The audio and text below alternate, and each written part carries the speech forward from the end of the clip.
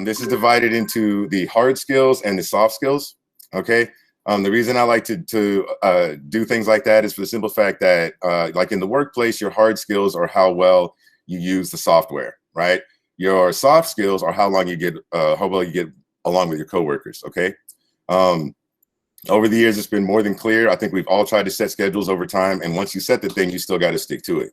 So the first half is about how do we set the schedule. My coworker made this video. Let's take a quick look at it. This kind of like is an overview of everything I've been saying over the last 6 years for sure, all accumulated into one quick thing. So let's take a look at it. Jordan did a really good job with this, guys. I sent this out if you didn't get a chance to watch it. Here it is.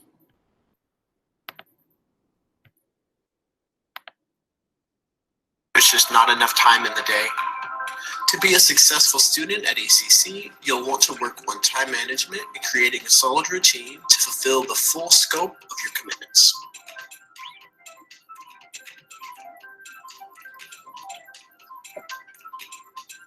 In this video, we're going to talk about how to balance your social life and job obligations with your academic expectations. Let's start with our first exercise. This is called time boxing, where we get everything laid out on the table. The objective is to box out an ideal schedule for your week and assign specific tasks to specific days and times. Start off by boxing in the primary commitments in your schedule, the things that stay constant every week. Start with your classes, since that will likely be your main priority. You'll want to go to every class every day, so create a schedule that avoids double booking yourself.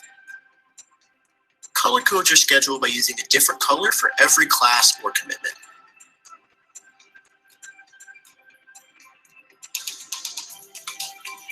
Are you working in addition to going to school? If so, let's factor in your work schedule.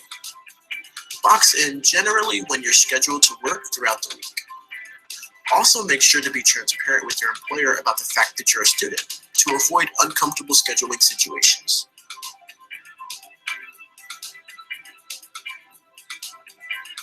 In your weekly schedule, you should also include your extracurricular activities. We want to make sure that you can realistically fulfill all of your obligations. For information on after-school activities, check out some of the student organizations ACC hosts, as well as organizations that take part in your local community.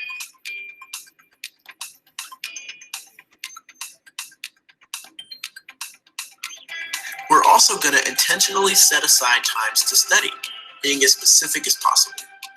The golden rule is for every credit hour of your class, dedicate 3 hours outside of class towards mindful productivity. This includes homework, assigned readings, studying, and tutoring. For instance, block out 9 hours worth of work outside of class for this 3 credit hour English class. Go ahead and factor this principle in and do it for all of your classes this semester. Be mindful of when you're booking the study time. Research suggests that morning hours are best for retention. Studying within the time frame of 8 a.m. to 5 p.m. maximizes the brain's ability to process and retain information. Aim for an appropriate study time and go ahead and box that in on your schedule. Having a functional workspace is another way to boost your productivity. The right study environment allows you to focus on the material and eliminate distractions. Instead of running straight home after class, consider using a facility like the Accelerator or Learning Lab at ACC. You can be around other productive students, get help when you need it, and prevent the temptation to put off your work. A good rule of thumb is for every 45 minutes of studying, give yourself a 15-minute break. Stand up, stretch, get some water, and reflect on your progress with the material. Be mindful of your mental and physical health when planning for the week. Let's talk about setting strategic breaks in your schedule. And don't forget to mark a lunch break on your schedule between or after major time commitments. Research shows that taking these short brain breaks allows you to stay focused and study more efficiently. Remember, this schedule is only a guide. Feel free to make adjustments as necessary. In fact, set aside a planning day to create a game plan for your week. You could also work with an academic coach to create a new calendar and get some advice every few weeks if needed. There are some great resources available to help you keep up with your schedule. You can pick up a planner from an academic coach. That's a great way to keep track of your weekly assignments and maintain control of your schedule. Also included in this planner is a semester schedule. It's a great idea to take a look at your syllabus, pull out the important days like tests or essays, and include them in this blank semester template. If you would like to talk more about how to keep track of your time, managing assignments and deadlines, or how to build up your study skills, connect with an academic coach at the campus most convenient for you. Okay, so even watching that for the umpteenth time, I realized we can't even get through all that video before our plans are all disrupted, okay? So, I mean, like I said, anybody would be a fool to claim to be an expert, but if you look at this slide and it's like, what is guiding our schedule? And even at the tail end of that thing, right? In the middle of this thing, you see location, location, location. That's the number one thing, right, that we're all dealing with, is that all of our locations are not available to us. All our resources are not available to us in that way. And that's what, I mean, this is ultimately going to be trying to find a way to compensate for that fact, right? I just kind of feel like, would anybody like to share some of the things that they've run up against at this juncture at all? In terms of like places that they were going that they can't, things like that? Yeah, feel free to use the chat. I am here to read the chat, and you can unmute yourself if you want to speak. Thank you, Jordan. Yeah, all of the unexpected things that happen during the day tend to throw a monkey wrench into your time management plans, I've found. Right. Just, you know, and that's kind of a constant. Right. And I mean, and most of that is alleviated with location, but we don't have that opportunity, which means that we need to focus that much more on the other things and then find a way to try to compensate. Okay. So in the chat, Amber mentioned that in this quarantine style, she has had difficulty adjusting to it, and it requires a lot of self-motivation and time blocking.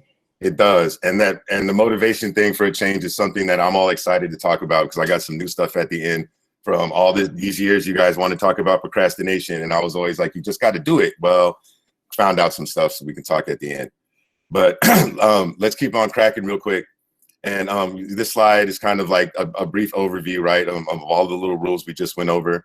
Everybody familiar with the 3-hour rule and things like that? Does anybody have any questions about anything on this slide?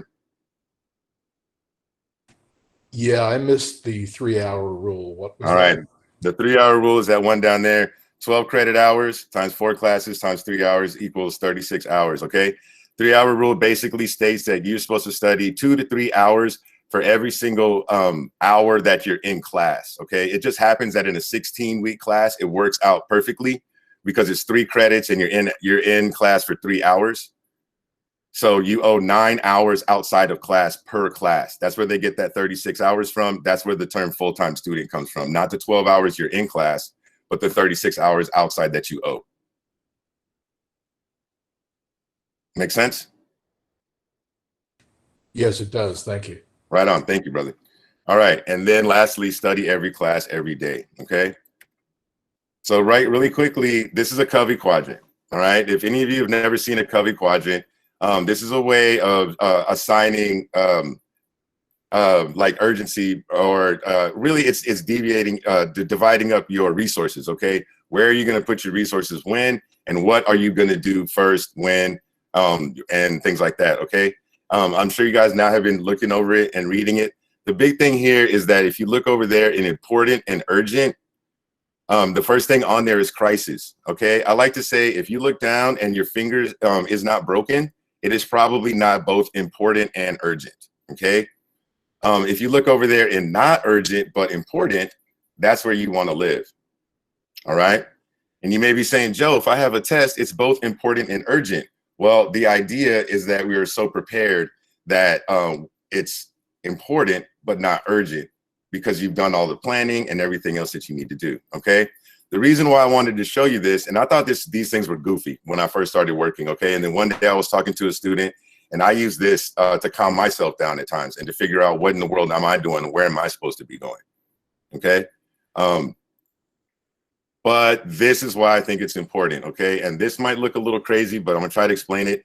If you look over there on the right-hand side, those are the golden rules that we use to make this thing, okay? So if you look at this thing, and I think it's easiest to explain by starting on Friday. Basically, Friday is the way you want to approach your study days, okay?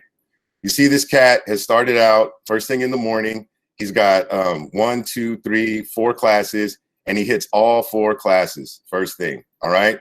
The rule is generally that each one of these things is a study hour, okay? Every study hour should be 45 minutes of study, 15 minutes of break, all right? And then we're gonna go on to the next thing, and this does a couple of things, all right? The first thing it does, if you look at the rest of the days, is it ensures that we have an opportunity to touch on each class each day, all right? The other thing this does is studies say that the longer you continue to do one thing, the less you will remember, okay? And this is called interleaving. And by interleaving like that, you're less likely to get that fall in retention and more likely to remember what you're doing because your brain is attracted to new things. Okay, and once you keep on doing things, what it's trying to do is actually form a habit with it so that it can put conscious thought to other things. So that's actually what ends up happening, why the longer you do things, because your tendency is to make a habit out of things so you don't have to keep thinking about it. But by switching like this, you can avoid that, okay? And then we're gonna take a break. And that break is serious, especially right now. In lieu of like what my man was saying and everything else, we're constantly coping with things and expecting our things to ourselves to perform under normal circumstances is a little ridiculous, to be honest with you. So if you feel overwhelmed, you probably are, okay? Take a break, all right? Some of you guys, it says take lunch right here, right? But some of you guys are like, oh, Joe, I'm cleansing. And it's just like, okay, well, if you're not gonna eat, you don't eat, but just do something with that hour, okay? I've started full-blown meditating. And it turns out that works. If that's what you want to do it. It works great for me, okay? So we keep on going, right? And you see all of these black ones, all right? And that is really what the Covey Quadrant is about. Sticking with Friday, once you've done all of this stuff, when I first got this job, I used to keep planning out all the way out. And then I realized that's goofy, okay? Every week is not the same. Sometimes you have a test here, sometimes you have a paper here, sometimes you have a test and a test and a test, or hopefully not, or at least a paper and a test, or God knows what. You guys know where I'm coming from. So from week to week, we need to figure out what in the world is the best place to put our resources. Because if you count here, this gentleman with his perfect opportunity to do this, working in the evening, not having to work in the morning or anything like that, this gentleman still only gets like 26 hours, 27 hours by going from 8 to 5. At that point, all of these rules start butting up against each other. And that's what makes it so difficult to get 36, even if you're not working. All right. So trying to figure out where you're going to put your resources when the time is available, in my mind, is really the crux of making this work. And really is one of the arts to living. Okay. Because our resources are limited. All right. So, excuse me, Joe, Yeah. when Thomas mentioned that in your time study planning, things happen, can you talk about that black area? That's that flex time? Yeah, that's exactly what I was trying to speak towards, is that this black time is the flex time, all right? Meaning that these are hours that I know you need to be studying because you owe at least 36, or you owe at least what, 24 to 36. So I know you still need to be studying, but I can't tell you what you need to be doing. Okay, why? Because every week is not the same, if that was not clear. Thank you, Samantha. That's what these are about. They're hours I know you need to be studying, but I can't tell you what to do, okay? Because you've already done everything that day. You've gone to government, okay? You studied English, you studied math, and then here is a push hour, meaning that you're gonna go to history. I invite you to prepare for history here, but should you need this hour, suppose that's the hour that the math tutor is available. Well, then perhaps you may do math, okay? Or you're caught up in history, right? And I realized over time, like that's really what ends up happening. Samantha, is that more clear? Is that confusing to anybody out there? Yeah, that's more clear. And I think, as Thomas was saying, because things happen throughout the day, you can't plan. It allows you to really use that Covey Quadrant to see what could be in those flex times. Yes. If it's something crises, you can can you kind of put it off until right after this? So exactly. It's like, see how to monitor in this quarantine time that life still happens, and yet you can still plan it with the quotation marks around plan it. Thank you, Samantha. Because the other thing I realized about this too is like, guys, this is a guide, all right? The real truth is being able to maintain this every single day is really unlikely, all right? If we were in person, what I would do is make one of these things, okay, for you. And then I would give you a planner, which you can find the planners are still available if you email us, and we'll share that email with you, or if somebody wants to put it in the chat, we can hook you up and get you a physical planner. But that planner is how you're going to figure out what's actually going to happen from day to day. And that's sort of like, you know, the whole flex, it's expanding on the flex idea, right? Because things do happen. We plan for the ideal, but obviously things happen along the way, okay? And we need to be flexible and adjust, okay? Here, my man Tom made a video over the Google Calendar, but in lieu of time and so on, I decided to just make one. You can find that that video on our site, but I just decided to make a dummy Google Calendar. This is what I've been doing in lieu of being able to make them for you, the little paper calendars. But you look at this thing, and once again, this is kind of the ideal guy. I know there are a lot of us on this call right now that are like, Joe, I work in the morning. And I'm like, I know. But the thing about this is that if we're talking about studying and our academics, this is the ideal way to approach it. If we can't do it this way, what we need to do is figure out how we're going to compensate.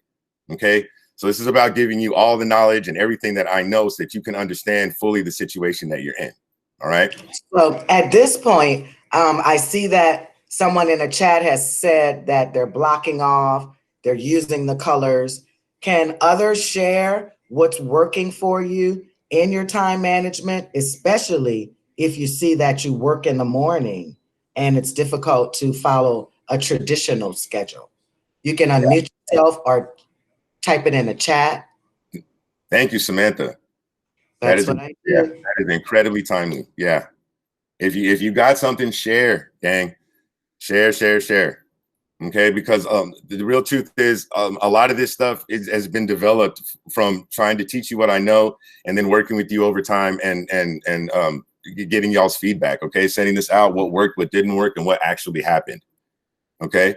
One thing you will note about this Google Calendar, right? You'll see this cat has 1300 on here, but you're not going to see a big orange square anywhere. All right. That class is online. There are a couple of different ways to approach this. You can make a big orange square, which I think is probably, once again, the ideal. But should you not be able to do that, what I'm going to tell you to do is wake up first thing in the morning. Even though EDUC 1300 may not be your priority, this schedule is probably college algebra. But I want you to log into that thing first thing every morning, no matter what, whether you think you have work or not, because the easiest way to screw up one of these online situations is, I know what I would do is I would have something due and I would not know it. Okay. And then you open it up one day and it was due an hour ago, or it's due in 30 minutes, and now you're in crisis mode. Okay. So if you have an online class, if you have one of these courses with no synchronous meeting, I really, really invite you to attack that first thing in the morning before you do anything else, so that you're at least abreast of what you owe. Natalie, right on, Natalie Poole. So, yeah. Okay. Reading the chat. All right. Mission control over here. All right. So, all right, here are the golden rules. You guys want to take a look at this really quickly? If you guys want to, this is a great time to like share anything that you have figured out, anything that you're using to organize yourself. You see there's self-care. Anytime you see that little permanent marker, I mean, that means that it's really important for what's going on right now. All right. And there are a number of different places that you can find these things. And that that last slide in particular, all of the two videos, the Google Calendar video, which is really helpful, and Jordan's video, you can find them on the homepage. Okay. And so go ahead. I have in the chat that Amber used the Pomodoro technique, and she actually has a little tomato timer. Wow. All right. Spot Good job, on. Amber. Thank you for bringing that up. Pomodoro is something I used to touch on a whole lot when I first started. Let me tell you the truth of this 45 minutes. All right. The real truth is, when I was y'all, like, I was probably good for 20 to 30 minutes of reading. All right. At that point, it would turn into, wait, what did that say? My rule was always, wait, what did that say? 3 times, right? Once, I feel like it's normal. Everybody does that. The second time, I don't know, maybe you're just kind of a jerk. The third time, it really doesn't matter why it's happening. At that point, you're fighting with the material, and it's probably a good time to switch. All right. I thought I was cheating and getting around and being all, wiggly. And then I got this job and found out it was called interleaving. Okay. So what all of it says is like 45 minutes of study, 15 minutes of break, or Pomodoro, which breaks you, was it every 15 minutes for 5, I think. What it all says to me is, like, if you're studying and you feel like you're fighting the material, or you feel like you need to take a break, you probably do. Okay. We don't get any grind points. All right. The point is to get through the material, retain it in a way that we can retrieve it. All right. But we don't get no grind points. Whatever way that you can get it in there and get it back out, that should be your focus. Okay. So I would like to definitely add, as Amber has said, that timer is the key. Your brain knows, it needs to know, and you have something to strive for. So set a timer on your phone, get a timer. It helps you maintain your blocks. It does. And we'll talk more about why a little bit later. All right. Oh, actually now, yay, look, right at the 30-minute point. Okay. All right, soft skills, gang. This is the kind of junk I can't stand. But it turned out like I was putting this thing together, and I started for myself listening to this book called Atomic Habits. And it all kind of fell in line that it's all about, it's really forming new habits so that we can get around it. And then especially under these circumstances, right, where so little is under our control. Okay. So procrastination. You guys always, oh, I have such a problem with procrastination, Joe. And I'm always like, you just need to figure out if you really do it. Make time for things you want to do. And okay, well, the real truth is we all do this, right? Who procrastinates? The easy answer is all of us. But we could break this into a couple of categories. I meant to put some quotation marks around them. But full disclosure, in 42 years, I have somehow found a way to be both of these people, and probably on the same day. Okay. This is not about judgment, right? This is about the kinds of things that get in our way, that or seemingly get in our way from starting our work. Because the real truth is, most of the time, once we get started, we kind of start rolling. Like every week, I never want to make hummus, and I don't know why. I'll sit here starving. Okay. The beans will be done, strained, everything. All I got to do is put the little tahini, run the thing, and I will sit here starving, not making hummus. Okay. I realized this was such a thing, to the extent that I asked my therapist, what is this about people that forces, or not forces us, but like drives us to not do what we know we're supposed to? Gang, this is a real thing. There's nothing wrong with you. All right. This is a real thing. There's a lot of different reasons why this happens. If you look at this one, a general lack or a sense of urgency. Okay. When I was a younger man, that was definitely my bag. Nothing bad had ever really happened to me. So I was just kind of bumping along and everything will work out. Okay. Until finally they told me I couldn't go to Oaxaca to do Spanish 3 and 4 because my grades were too low. And that was the first time anybody ever told me I couldn't do anything, let alone for my grades. Okay. And then I began to realize, oh, I might need to have more of a sense of urgency about this.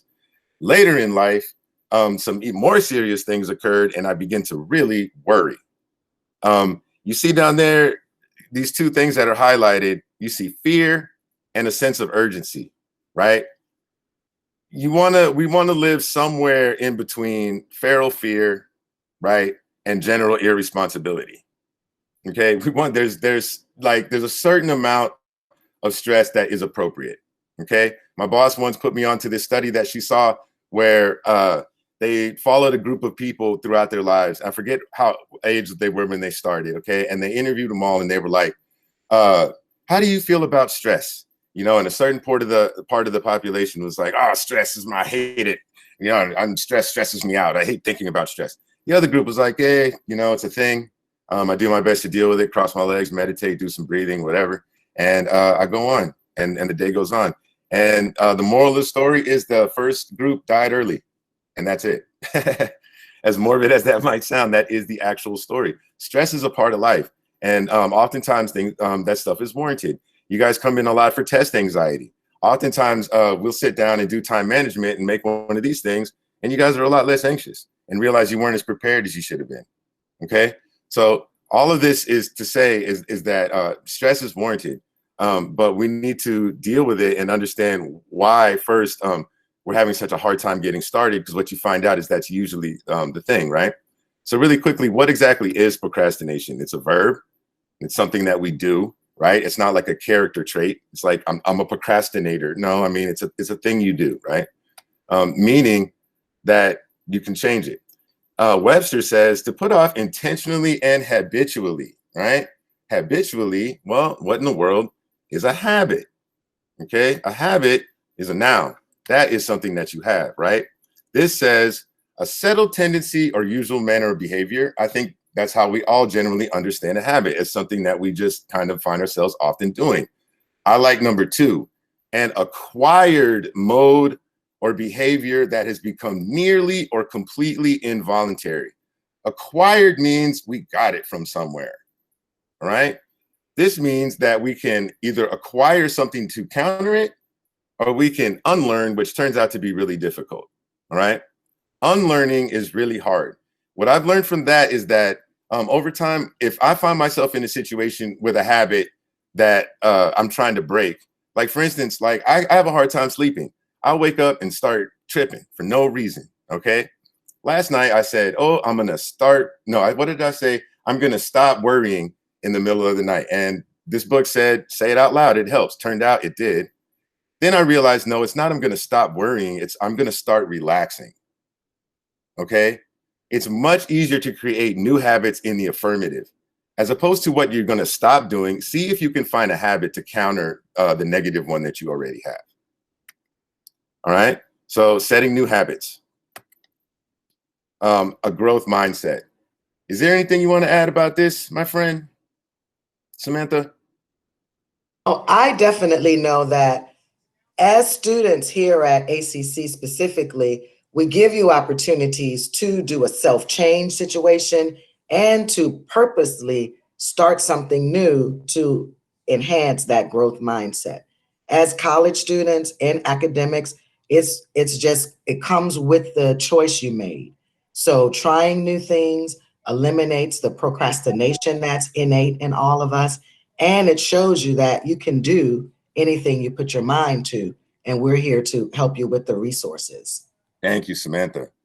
Yeah, exactly. A growth mindset versus a fixed mindset. The growth mindset says, this is what I did yesterday, but tomorrow I can do anything, right? The fixed mindset says, this is what I do, all right? The real truth is, in any given moment, we're all nobody. I realized that running around the track. I don't know what came to me, and it really started stressing me out, whatever it was. And I was like, Joe, you're just one of those kind of people. And then I realized, no, I'm not. I'm nobody. Tomorrow, I can stop being that kind of person if I want to at any given time. That's one of the things that the Atomic Habits touches on, is that what we're really trying to do is become the sort of person that does these things, not stay the same old person we've always been and then just do new things. We want to become a new person, okay? Change is inevitable, guys. You want to be in touch with that change. All right, so here's one thing. There's an article, I shared it with you guys, and we could take a look at it again at the end or something, but in the interest of time, let's move forward. By the same guy, James Clear. Actually, I think it's part of that book, Atomic Habits, and it's about particularly beating procrastination. All right, he tells a story of Victor Hugo, who wrote the Hunchback of Notre Dame. All right. So the guy goes to his editor and he signs a contract to write this book in a year. All right.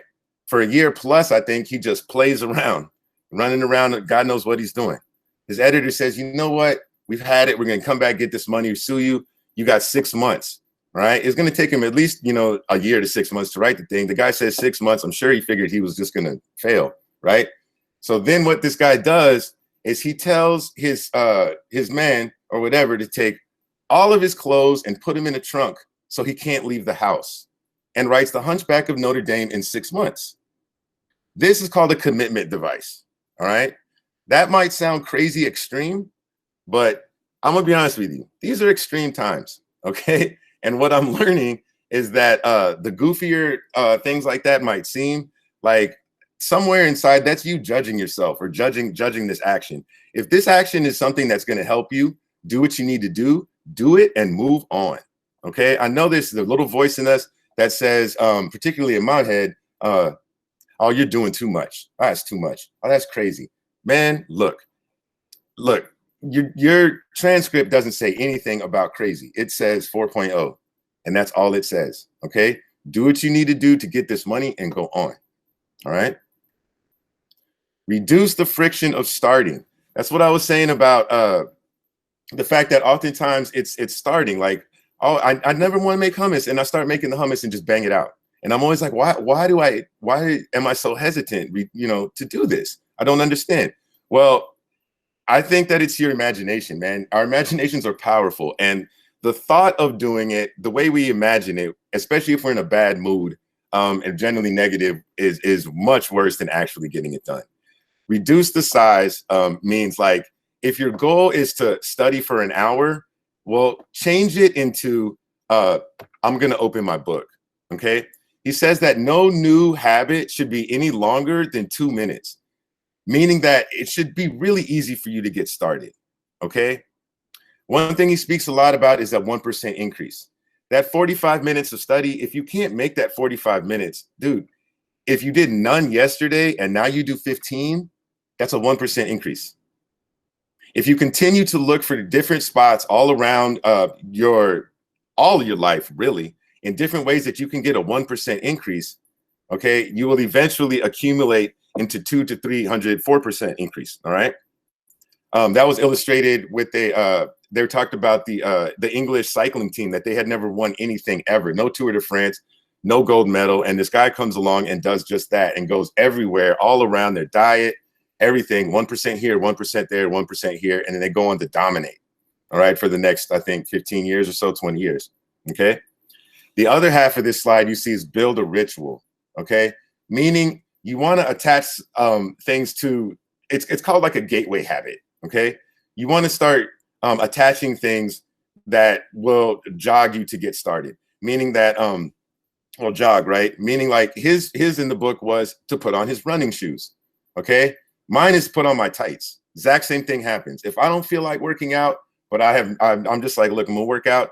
Once I put on my workout clothes, it doesn't matter how I feel. In 3 hours, I'm going to be sweaty, and that's just what's going to happen. Okay. Do the same thing.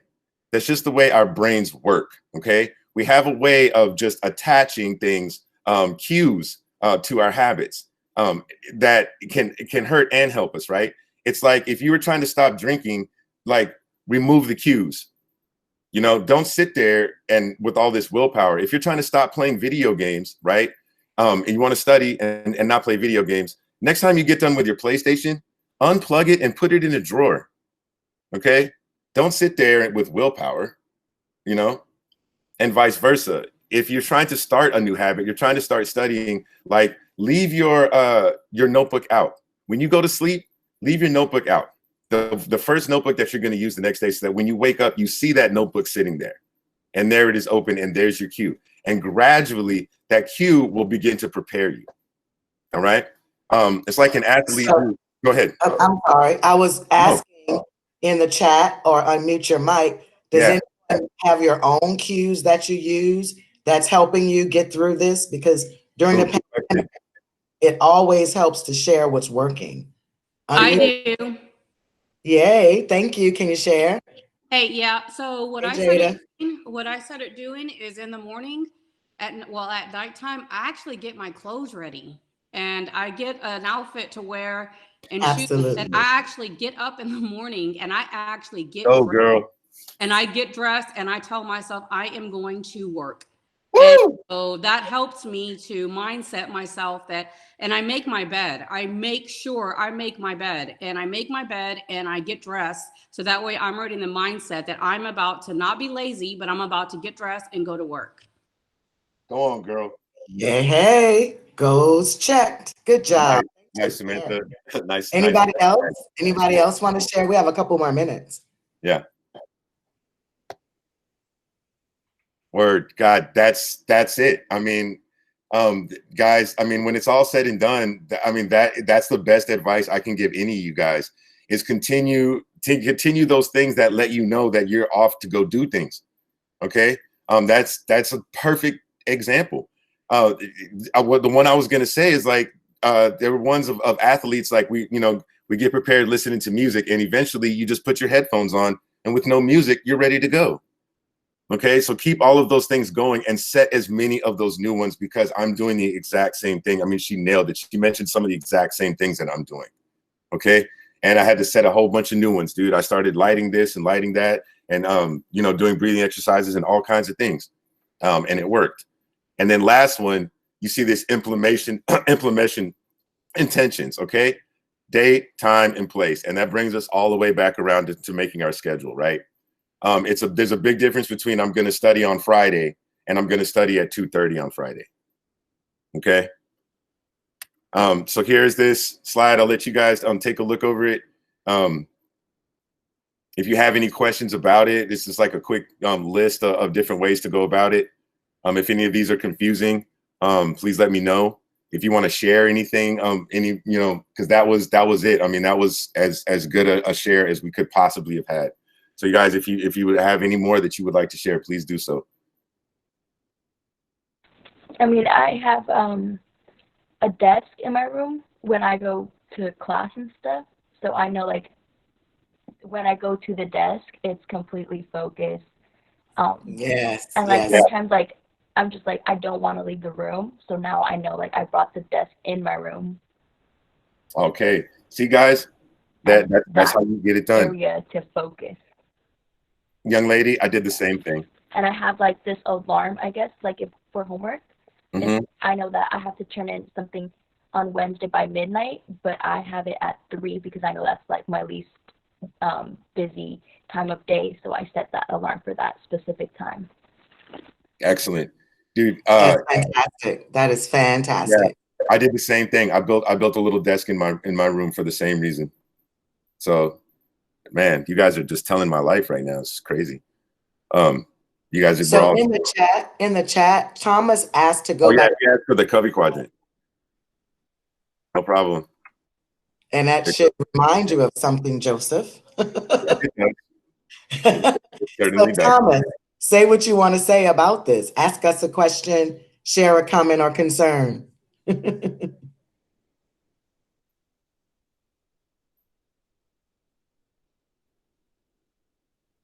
Anything? Take your time with this one, guys. Like there's a couple of different things. Like I had one that I made, and I was gonna add on the little list. Oh, I gotta pick, my man. Yeah. Bro, you can find these things. I look, all you got to do is Google Covey Quadrant, and there's so many different versions of these things. They'll give you blank ones. You can fill in for yourself. This is a really good one, actually, the more I look at it. Yeah, that's my one I love. So in the chat, Amber said she shared that she turns her lights on, and if she's doing work or schoolwork, it's tempting to leave the lights off, but when doing things at house, it makes you sleepy and unmotivated. So that's on point. Definitely on point. One thing, you know what? I made this for you guys. One setting. I like that slide. But anyway, look, I'm gonna run through this one because see this? Like what I was about to say is for all of this, you have gained a couple of things. All right. you guys have gained a little time. You know what I'm saying? And at least in travel, right? You may have more distractions, but you have gained a little travel time often. All right. I've gained 20 pounds. 20 pounds. But something else I noticed that you have gained, right, is that oftentimes I tell you that you should study in the environment that you're going to test in. Well, you now have control over your testing environment. You know, barring like how much control you actually have over it, but it's not changing, right? You know, because one thing I just thought of that's just like, you know, I used to tell you guys don't study in the bed, you know, with the dog and things like that, because you test in a freezing cold room. You still shouldn't study in the bed with the dog, but now you're not going to leave where you're at. So the more control that you can exert over your environment, that has an opportunity to pervade more of your studies. So, but yeah, this is from the Four Agreements, if anybody's ever read that book. Yes, I've always loved this because it's so true. You want to have that warrior spirit once you are in academics, because that's what it needs. You're not the average person anymore. You have to have that warrior spirit and that heart, and everything is a challenge because you set your goal to make it through. Yeah. A warrior, not a soldier. The difference between a warrior and a soldier is that the warrior is in control of his emotions at all times. But also from that same book. But at any rate, so I had these two slides for unique solutions and unique challenges. I think we hit on a lot of those, unless anybody wants to share anything really unique that they're going through. So feel free to unmute your mic or hit it in the chat. Definitely, it's your time to share and care. It's all open to you guys. Yeah, and get some advice. If you got something going on at the house and you're trying to figure out how to deal with it, if you don't want to share it here, you know, let us know, and you can always make an appointment and we'll wrap.